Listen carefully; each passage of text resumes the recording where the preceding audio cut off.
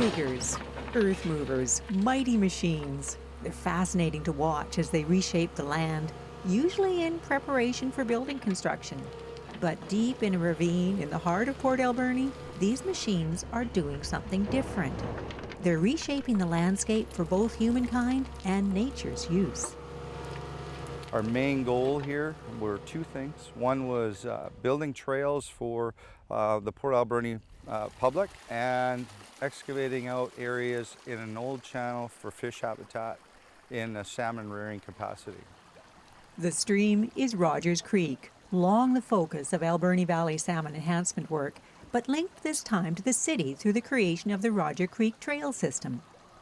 Because the city was so interested in doing a project down here with trails and bridges, we decided to join forces. So City of Port Alberni and West Coast Aquatic and the Recreational Fisheries Conservation Partnership Program all came together. And what they came together to create is a gem within city limits, improving and enhancing a salmon stream while creating a series of trails that join North and Southport together for both cyclists and walkers. You know, these are urban trails, they're comfortable, safe. When the whole system is in place, like I said, you'll be able to start at the lower end of Rogers Creek Park and work your way along side to side on the ravine and all the way up to the new bridge on Redford. It's a great way to actually have a circular walk because you can go up this area and go to the other side of town and then come down and come around if you want to do a long walk. That long walk and shorter ones are already being enjoyed by city residents, much to the bemusement of equipment operators who are still hard at work trying to finish the new side channels and trails by October.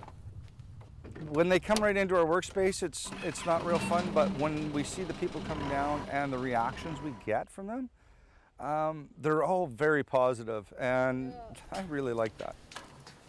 We've heard from people with strollers and people with young children that they've accessed this walk and they find it quite easy to use.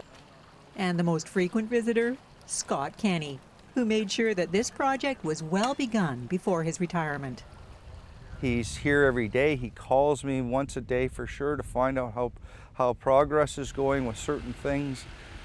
He comes down on off time. I've come here on the weekends just to check on equipment, like Saturday morning, and I find him down here with a coffee. We'll still have to. Well, I don't know him here that often, but it's one of those ones. It's really important for the community. It's not me. It's about this and this project. Once the Bradbury is finished with the main work here, then our crew comes in and details the finishing touches on it. It takes some time, but it's really the work that gives it that high level of finish.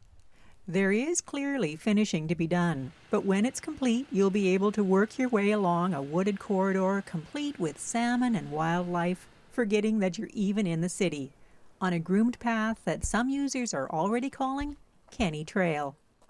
I think that's fantastic, actually. I think that is a very appropriate name for this area. He's got, there's a couple of deer here he's got names for. So when you have people like that are that involved, why not? Why not indeed?